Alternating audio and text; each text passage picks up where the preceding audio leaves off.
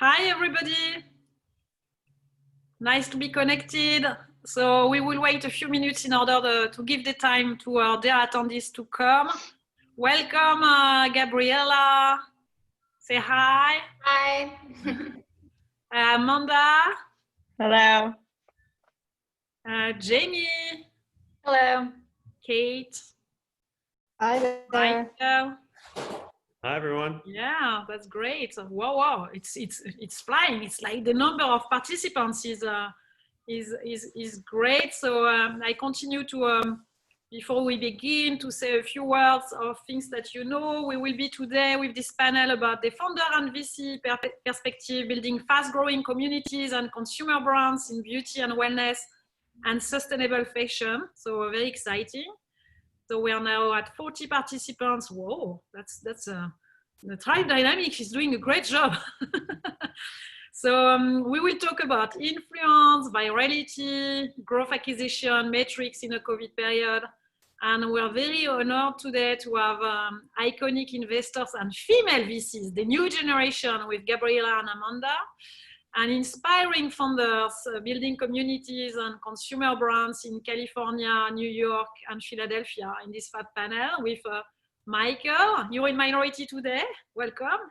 And Kate and Jamie. So maybe we will begin because I think it's stabilized to 46 people participating. We continue to have live questions, and the idea is to have 45 minutes interaction with all of you with more than 10 minutes of question answers. So do not hesitate to use the Q&A and chat. First on the chat to say where you were, and I will ask my dear founders and VCs to say where they are, because we have people in New York, in Philadelphia and LA.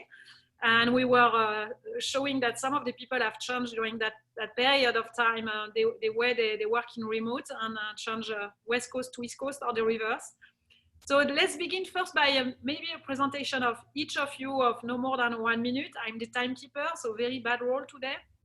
Let's begin by purpose and data-driven founders. We've got today in sustainability, in inclusiveness, in women wellness and health, Kat Day from Attitude, Jamie Norman, Stix Fix, and Michael Langert, Very Good Light. Could you say a few words before I give the floor to our two female VCs today with us?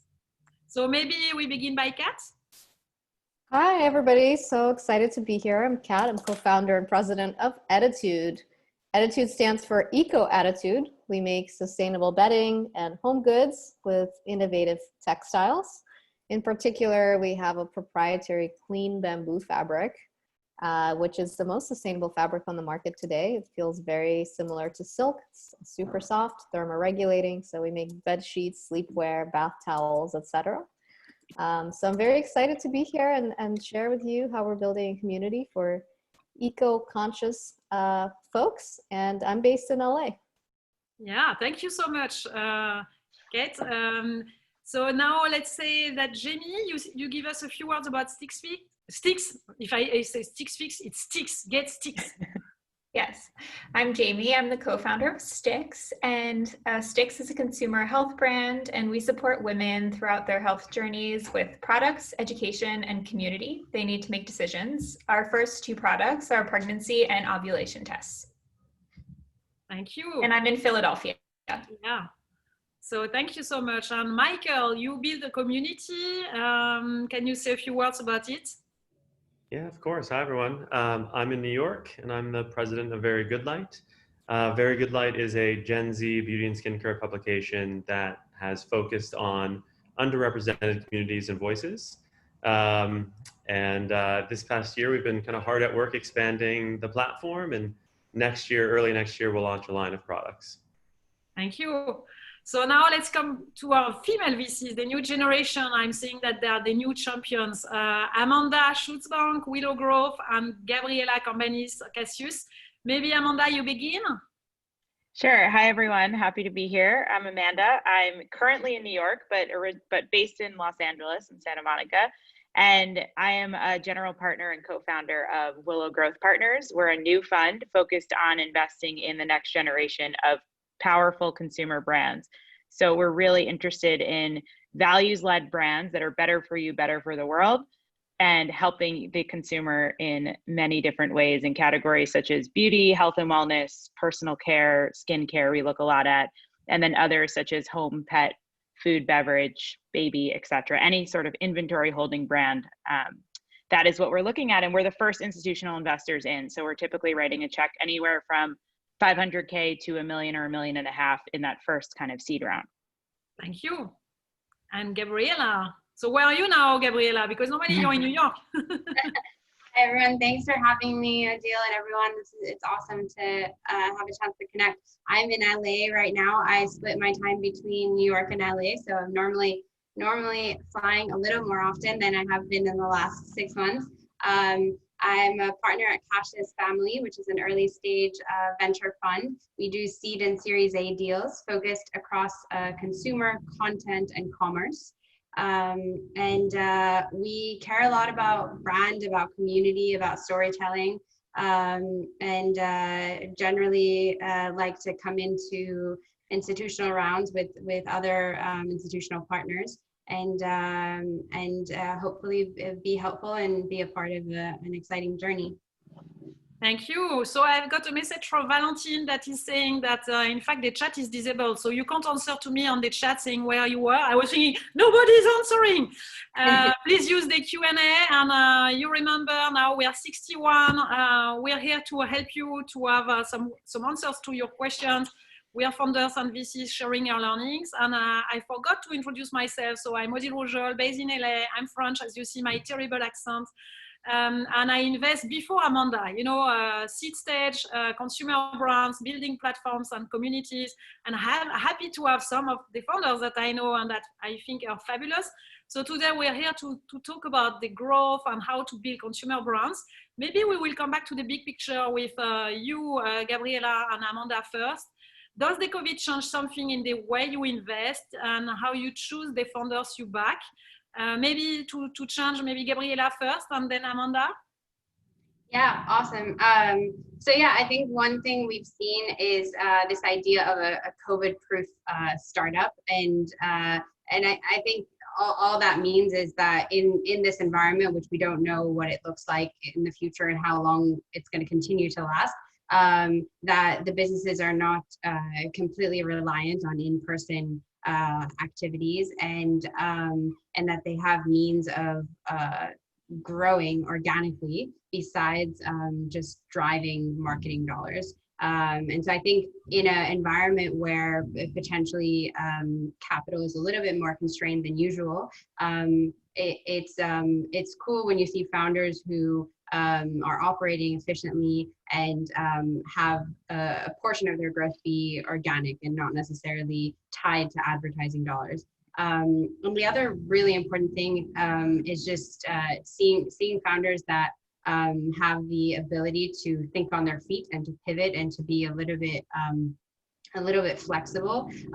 We've seen businesses of ours that have partially or completely pivoted their businesses very successfully, and that gives a lot of comfort because early stage, a lot of what you're doing is backing a founder, and if they're an incredible person and leader, then they can sort of think on their feet in all these situations. So I would say that's something that we've been super interested in learning more about as we explore different startups in this. Makes sense. So founders first, and also taking care of virality and advocates. Thank you, Gabriella. Amanda, anything you would like to add on your side? Yeah, it's been interesting for us. We started talking about building this fund in early 2019 with a focus on these kind of highly emotional values-led brands. And that could be values across many things such as sustainability, ethical labor standards, diversity and inclusion, and then other things like clean materials and formulations. And what we've seen, we launched the fund in February of 2020, and then the world kind of imploded, which has been interesting. But COVID has really just accelerated kind of what we saw already happening. And that's been exciting for us. And so we think there's a real big movement towards this conscientious consumerism, is kind of what we're calling it, where consumers are shopping with these values in mind, and they're putting their dollars behind that in a really powerful way. And brands are more transparent than ever because they have to be. And so that's kind of what we're seeing on top of, you know, a big push, I think, coming out of it towards health and wellness and consumers just caring more about their health and what that translates to on the consumer product side. That's why we get along so well. You're more about a holistic approach of beauty and a conscious fashion, so that makes sense. So thank you for your insights, Amanda. So now I come back to our favorite founders. Kate, I had the pleasure to listen to you in a female panel, and I was very impressed by your way to talk about growth and how you are managing and iterating. Can you say a few words about what you're doing at the moment with Attitude in this COVID period where maybe you've got less budget, even if I know that you have raised a new round? So could you say a few words about what you do at the moment? Yeah, very good question. So we did actually raise a round. We started raising a round in 2019, and we were about to close it in, you know, basically by March. But then, of course, the world imploded, as everybody knows. So it did put a wrinkle in our round, but we ended up closing the round, and we're very excited about the investors we brought on board. But also, you know, during that time, we took a very hard look at our business to make sure that if there was no round, we could continue to operate and continue to flourish. So that meant everything from looking at our cost structure to looking at how we're acquiring customers, and, you know, essentially our entire business and where we could find opportunities. So I would say for us, the most important thing was to continue to be true to our mission and to communicate very truthfully and transparently with our community and in a very relevant way when it comes to COVID at the time. And then, of course, BLM, also addressing that big issue. So for us, communication strategy was key. So the first thing is we focused on wellness and self-care at home, which I think resonated during the time of isolation for people and a lot of anxiety and stress. We offered free resources like a free sleep guide that people could download, meditation sessions that they could log into on our social media, and other things like that that made people feel that we really took care of them and really cared about how they were feeling without, you know, pushing a product necessarily to them. So I think that was a good strategy, and our community appreciated that. And that helped to build on our overall mission of creating a more eco-conscious world and a more comfortable world for all. And I think that was key. And one of the things that we did really timely is we actually brought in a director of marketing who helped to... We should cut budgets. I know. So that happened before the cut budgets. And then we had to, of course, have a hiring freeze. But we are so grateful that she came on board because she was able to address these really difficult crises in a great way, and pull together our marketing team and have these amazing communications. So that's number one. But I would say the other thing is just thinking about, as Gabriella mentioned, just your organic versus paid percentage, and kind of how do you increase your organic as well as how do you optimize your paid. And for us, we took a really hard look at all of our paid agencies and what they were doing, and essentially thinking about our LTV and our investment allowable on all of these acquisition platforms. We actually looked at cohort reports for each channel, and then we came up with an investment allowable per channel, and then even took a buffer, a haircut on that, and said, okay, well, we can't spend above this amount in order for us to continue to operate without external funding. So we were able to hit those targets, and we're actually continuing to be extremely efficient. And some of that was thanks to this improved brand and this communication that we did. But the other part, I think we benefited from the overall COVID situation where there's a lot of retail consumers who are now shopping on e-commerce online who have never shopped online before. And certainly people started thinking about their home comfort. So our industry in e-commerce has definitely grown, and we benefited from that. So there's some luck to that. But the second part, I think overall, a lot of big brands pulled out of digital marketing spend. So CPMs became very, very affordable at the beginning of Q2.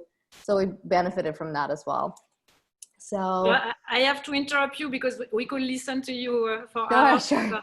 If you want your key message, it's you adapted to this brand new world, in fact, with a budget that was maybe less exciting than before for a marketing person, but you hire someone, which is amazing.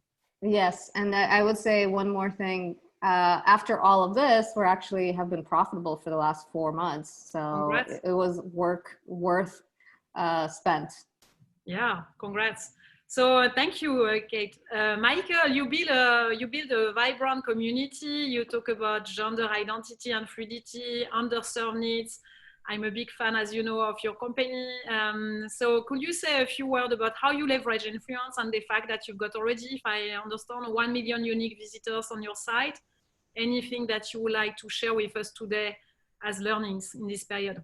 Yeah, of course. Obviously, we're at the very beginning stages of what Very Good Light can become, but our approach has always been to put community first. To shine a light on these underrepresented communities and voices. And I think if we can do that successfully in our product strategy, then I think we'll be pretty happy where we are a year from now. I think more specifically on influence and maybe how do you leverage that?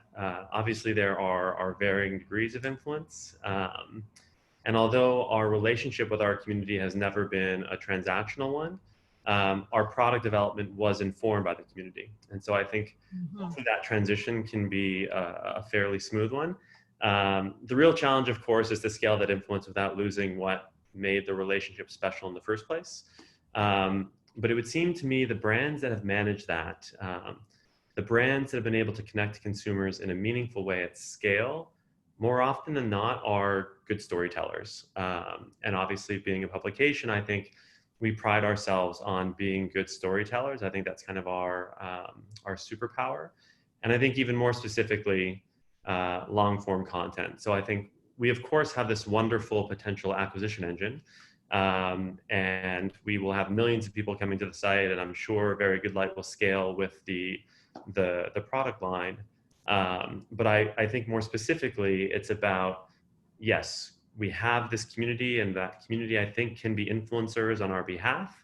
But it's really about continuing to develop great content, having maybe a longer time horizon on the return on some of that content. But that, I think, is what's going to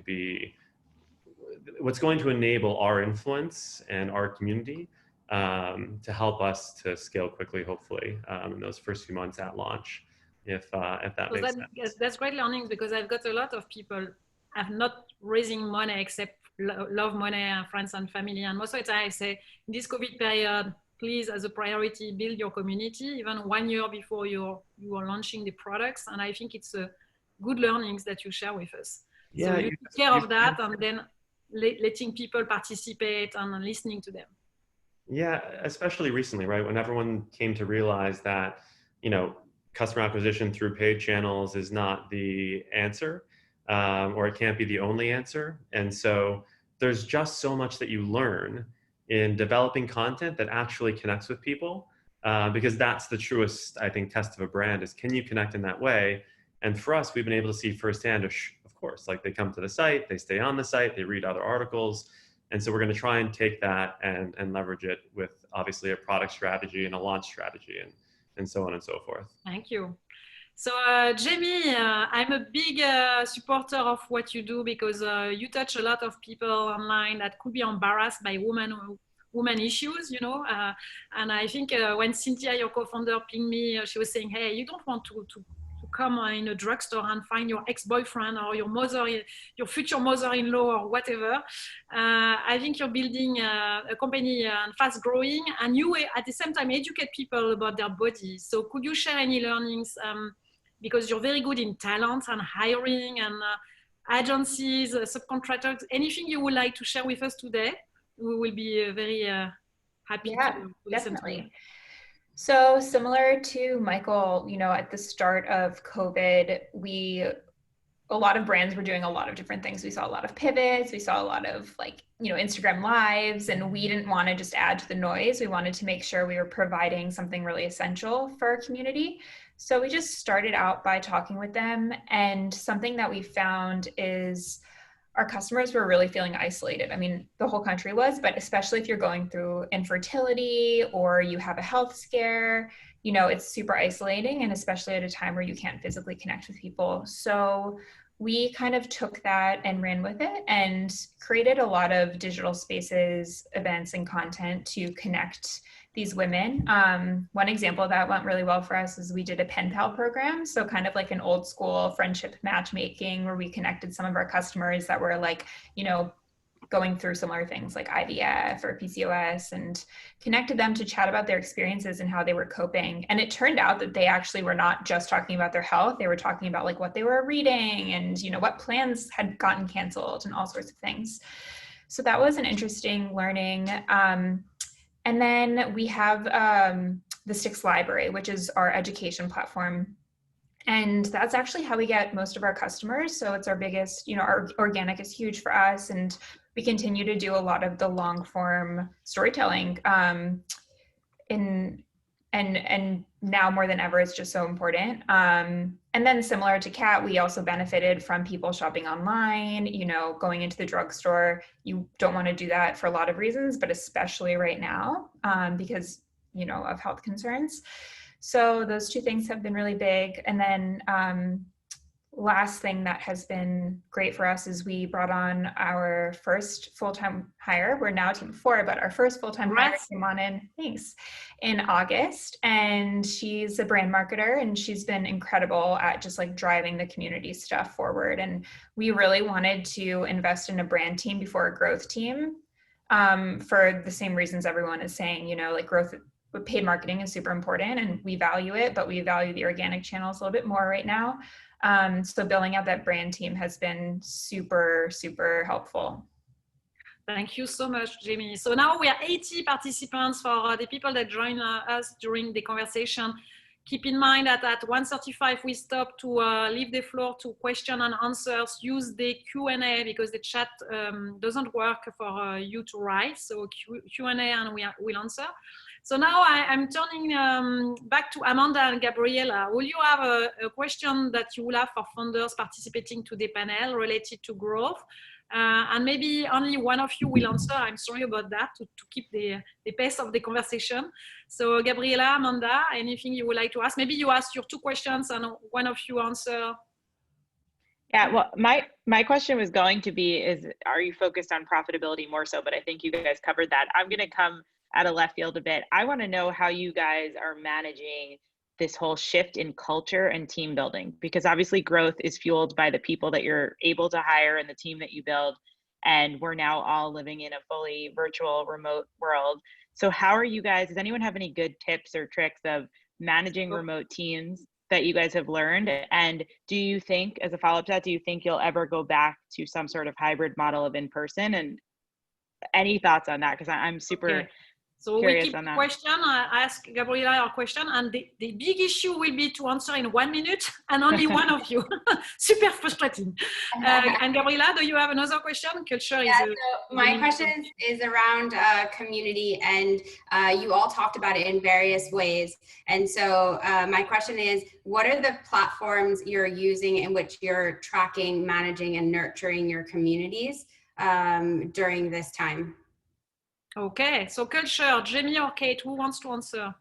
I'll take it. Okay, so Jamie, I promise next time it's you. So our company is actually global. So we have 2 offices. We started in Australia, so we have half and half of our team, one in Melbourne, Australia, and one in Los Angeles. So we've always been collaborating digitally, but we had these 2 separate cultures in a way. And after COVID, because everyone's working remotely, it actually united our team in ways that we never expected. We were already used to all of these collaboration tools, of course, Asana, Slack, Zoom, etc. But this has really brought us together even more, because now instead of having 2 happy hours, one in Australia and one in the US, we would have one joint happy hour that's on Zoom, but we would make it interactive and fun. Like we would do a painting, you know, like where we would all paint together, or we would So do a you cooking make thing. it fun even in digital. Exactly. We'll find ways to connect in different ways, like two truths and a lie, or, you know, baby pictures, guess who this is, types of activities that really bring people together in ways that are outside of work. So yeah, that's been a big focus for us, just to continue to improve and, you know, focus on culture. So Jamie, Michael, what do you want to answer on the community tools and what you use? Yeah, I can take it. So I think we, like most brands, you know, our community can be found on social. I think even more specifically, like we have a close friends group on Instagram that we're pretty active with. We know that our community turns out and they're engaged with the brand. And so I think it's less about where they are and just kind of meeting them in the place that's most comfortable, maybe the most organic. We have actually looked at Geneva recently, which seems pretty interesting. I think, so I'm a new father to 9-month-old twins, and those kinds of platforms built specifically for communities feels a little like putting your community into a playpen. But at the same time, it just gives you so much more kind of, you know, tools around measurement or engagement or how you might leverage that community. So I think for us, it's trying to just continue to engage organically. Obviously, they tend to live in certain places, but we are evaluating some different options as we get closer to launch. Geneva is a portfolio company of ours, so that's good to hear. Yeah, look at her, she's so proud. You. Yeah, no, I mean, we had a great call with those guys, so it makes sense. Jamie, would you like to add something about culture or community? Sure, I'll say something about culture. It was just my co-founder and me at the start of COVID, and now we're a team of 4. So we faced the challenge of building our team from scratch, all remote and virtually. And, you know, I think it has brought us closer together because we're all experiencing this like collective anxiety of not knowing what the future will hold. So we start off every day with a Scrum style, you know, here's what I'm doing today. But the first 30 minutes of the day, we all just chat about our nights and, you know, what's going on outside of work. And it kind of happened unintentionally, but it's become a really nice morning routine. And that's kind of treated like, you know, coffee in the office and kind of eases everyone into their day. And that's been really nice. Thank you so much for sharing. So now let's reverse and I remind our now 82 participants not to forget, in addition to Nicole, thank you for the question, to ask questions for the period to come after 1:35. We will keep 10 minutes for your question and answers. So Kat, Michael, Cynthia, will you have any question to our favorite VCs around? And they're very humble, but I know them. You know, from time to time we exchange some notes, and from time to time we do deals together. So I know that they're very rigorous. They're the financial profiles compared to me, more brand and consumers and things like that. So any questions to them that you will have? So who begins? I have 2 questions actually. The first is, you know, for a lot of the funds that are early stage, what are you looking for in a launch? Like, what is the standard for a successful launch for a brand that may be bootstrapped or just raise a small amount of capital to get to launch?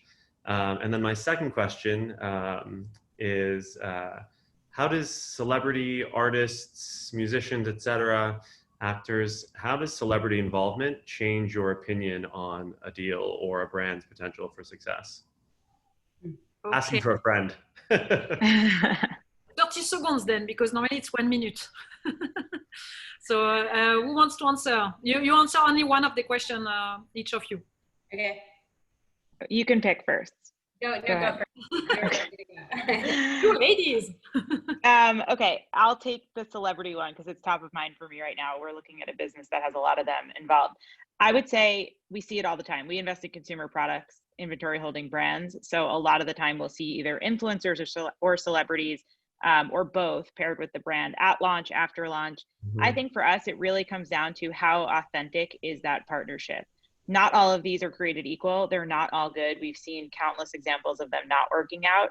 So I would challenge you and whoever your friend you're asking for to think about how authentic is this? Will consumers see this as authentic? Is this person the right fit for the brand? And how will they talk about it? Is it, is it going to be part of their message, or are they going to just take a cheesy picture with it and post it and try to get some affiliate revenue that way? And then the last piece I'll say is the structure of the deal we really care about. So what is it? Are they a co-founder and they have equity? Are they getting royalties? Are they getting a salary? And like, we've seen it all different ways. And so I think having as much buy-in from them as possible will be very beneficial. Thank you. So Gabriella, you want to answer the other one? Yeah. So on the point about what are we looking for in a launch, I think it's a great question. I think it's as important to for the founder and the team to pick the appropriate KPIs and then nail those KPIs as it is to say we're trying to hit X $1,000 or X million dollars. Launches that I really like are launches that they're geared up. They've clearly stated their objectives to their cap table. For example, we're trying to build a wait list or a community of 100,000 people, and we expect that 70% of these are going to convert when we drop product. And we see this thing build, 40, 50, 60, 70, launch day, you're at 90, cool. And then you see this thing convert and it hits close to your numbers. And as it does or doesn't hit close to your numbers, you're making adjustments, you're thinking on your feet. But it's more dynamic. I'd rather have 100 super engaged customers who are replenishing every month than have 10,000 people who bought one product and never opened the website again. And so being thoughtful around the emotions involved with the interactions and the conversions that are happening in your community, I think is one of the most important things, and communicating a plan and executing against it. We've seen so much of, I'm going to throw things at the wall and see what sticks. And it's very uncomfortable and anxiety provoking for everyone around, because if something doesn't stick, you're out of luck, both with time and capital. Thank you. So Jamie, will you have a question? One to our VCs and Kate, the same. Maybe you ask the two questions and then we split it. Yeah. How have you been supporting your portfolio companies differently the past couple months? And how do you see that changing? That's great. To spend more time with them, I'm sure. And you, Kate? I just wanted to hear what you're finding that's really exciting for you right now in your areas in terms of companies that you'd like to back. Fantastic. So I let you answer, Gabriella and Amanda. I try to keep the timing for 1:35 or 36 if you can answer quickly, and we should be good. Thank you. You can pick first this time. Okay. Yeah, so how are we spending our time differently? I think it's a great question. I find that now, because we're all craving interactions, the time that we do get to spend in person with founders is way more meaningful. So what used to be a 30-minute catch up back to back is now potentially a 5-hour hike, or an hour and a half like brainstorm via FaceTime. And so I think the interactions are more meaningful. If you look at March, April, it was probably a lot of hands-on stuff with PPP loans, with helping extend runway, with helping figure out, do we need to raise capital? How much can we crunch the cash burn? What team members can be cut? How do you deal with culture? So that was a lot of like, okay, immediately let's stop the bleeding where there is bleeding. And then call it April onwards, I would say it's more like, okay, are we comfortable with this new strategy we've built and executing towards it in this new world? And then just making sure that we are maintaining, I'd rather have more optionality and optimize for that than optimize for, I think the world is going here, let me heads down march in this direction, because that target is moving every single day, and I'd rather have optionality to do a bunch of different things depending on what happens. So I would say a lot around strategy and support and connecting different portfolio companies with each other. Thank you. Amanda? Oh, what am I excited about right now? I mean, I could talk for an hour about that. I'm going to try to answer in concrete examples, although it's bigger than this. But I would say, I mean, I mentioned a bit about how that, we're really looking for values-led brands, but I would say one thing that we're really interested in right now is kind of the democratization of clean formulations and clean beauty. And we've seen, and I know Adil, you do a lot of work here as well, but clean, it's become table stakes, and it's for the most part been widely not accessible to most people because of the high price points. And so we're really interested right now in how do we bring clean formulations and clean beauty down to the masses at affordable price points. We look at a lot around supply chain innovations we're really interested in. And then lastly, I would say just the movement of e-commerce. We've seen the growth in e-commerce, what should have happened over the next 3 years in the last 3 months. And so we're looking at what categories people, and Stix is a great example, what are things that people just never traditionally bought online and now they're more comfortable than ever purchasing online, Attitude as well. And so that's really interesting to us, and we're digging into what those categories and products could be. Thank you. So maybe now we jump on the question from other attendees. Nicole was having a question. Let's now focus on our founders, Jamie, Kate, and Michael. What is your biggest priority going on into 2021? If each of you can answer in 1 minute, no more, and will be good. So I can go first if you want, guys. Our biggest priority is landing the product on time. But I think it's just, making sure that we are focused on launch without obviously forgetting about the importance on the editorial side and telling those stories and growing the kind of larger Very Good Light umbrella. But yeah, I would say it's just dotting all those I's and crossing the T's on the product side and getting ready for launch in February. Thank you. Kate? For us, it's people. As we've tripled this year, we realized that we need to have amazing talent to take us to the next level. So we actually have a few open positions right now that we're hiring for, and we're hoping to put them on a successful track. And you, Debbie? Yeah, for us, it's product, both digital and physical. We're launching into a new category in the new year. And then we're also hiring a digital PM right now to think about bringing our community into different places. Mm-hmm. Yeah. Great. Thank you. So I've got another question from Nicole about Gabriella's platform question. How are you managing customer information and the operation supply chain side of the business today? So we could do a whole seminar about it. So the answer, if any of you wants to answer in 1 minute again or 2 minutes. I can take this one. We are really focused on relationship building. We work with a 3PL. We have partners for different manufacturers. So it's really all about maintaining really close personal relationships to make sure that we're getting, great pricing, everything's staying organized, and that Stix is top of mind for them. So definitely more about relationship building than I originally anticipated. Thank you. So we've got a question about now funding. What are the first steps, and do you fund international brands? What are the funding limitations or red flags? So maybe Gabriella and Amanda, your way to look at fundings and any advice, especially in seed stage or pre-seed?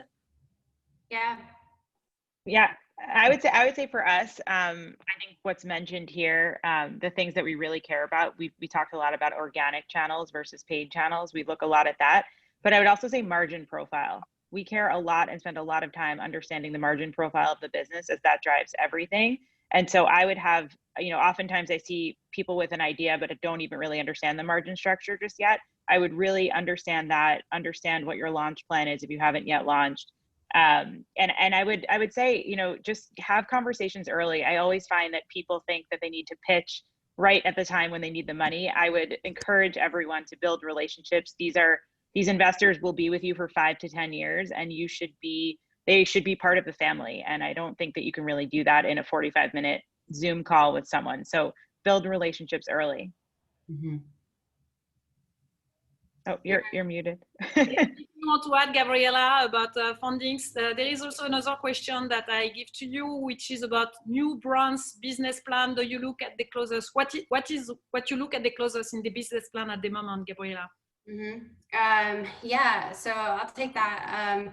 I think it really depends on the stage of the business, and it depends on the sector. If we're talking about a consumer business with a product, and maybe it starts with a community actually. So similar to how Michael went about building it, building that trust, then launching a product.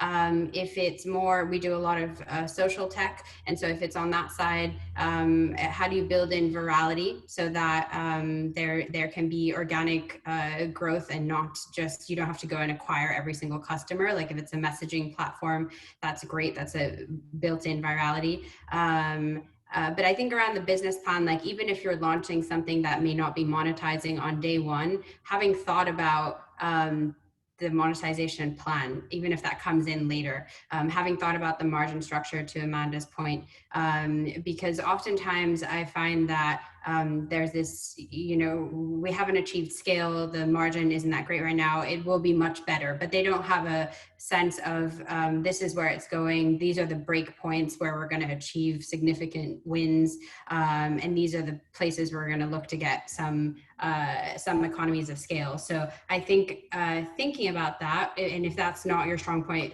finding a co-founder who can really get nitty-gritty into the operations and the margin profiles of things is really helpful to come armed into these conversations, so that once you build that trust with an investor, I think you ask questions and you dig, and then you get to a level of confidence and you sort of like trust, and you stop digging and you're just checking periodically.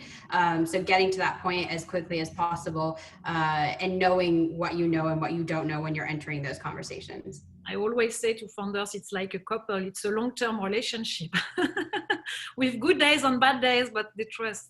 So thank you to all of you. So we are nearly at the end of this session, and thank you for all the insights and the great questions. I've got a last question for you, and if each of you can answer, do you have a word of wisdom that you would like to share with founders listening to us, and even people that are or struggling in big corporations, or trying to find new projects exciting, or new business angels, whatever. COVID is a tough period. The turmoil in the US is, when I've got European friends, they are thinking, are you okay? Do you have a room when you can be protected between the fires and the riots? And do you come back in France after the elections because it's bad? And I say, no, we will survive, don't worry. So anything you would like to share?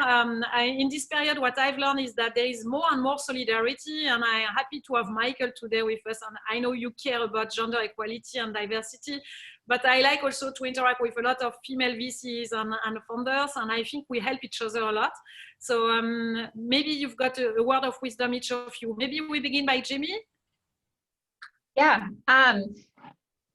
I think it would just be to really get in touch with your customers and talk with them like one-on-one. And if you don't have customers, your community, the people that will be interacting with your brand, we're always surprised by how much we learn every call we have. And, every decision kind of comes down to that. Awesome. You're right. Maybe Kate? Yeah, my words of wisdom is just any kind of time of crisis just builds your resilience. So think of it that way. You're just getting stronger. Love it. Listening to the customers, resilience. Michael? Yeah, so I think as it relates to culture and hiring that we've been talking about, find good people, give them something interesting to work on, and trust them to do it well. There are just way too many micromanagers out there. So that would be my words of wisdom. Thank you so much. Amanda? Similar to Kat, I would say power through. This has been a crazy, wild year. I think we're still going to see some more crazy, wild things to come through the end of this year. But I think anytime there's kind of this turmoil, we're seeing incredible innovation come out of it. And so I'm really excited for the future. Thank you. And Gabriella? So mine would be to have fun. I think that staying playful and allowing serendipity to be part of your everyday life, trusting people when they make intros and just taking them and seeing what comes of it, but just having fun in everything you're doing, like just changes the world. It changes your interactions, changes what people want to receive and give, and makes it enjoyable. Like neither of our VC jobs or the founder jobs are by any means 9 to 5. There's 24/7. So if you can dance along the way, I think that's the only way to get there. Thank you so much. So thank you, all of you. It was very insightful and fun too. I think we can see your energy, and I'm very happy to be connected with you. If anyone wants to connect with one of the speakers, please use LinkedIn and be aware that they are busy people. So don't take it personally. For any reason, we don't answer to all of you. But very insightful conversation. And I wish you a lovely day in New York, Philadelphia, Los Angeles. I've seen people from Dallas, Austin, and very different places in the US and worldwide. Thank you, Connor and Tribe Dynamics, to invite us. And we leave the floor. Bye. Thank you, Adele. Thank you for your questions.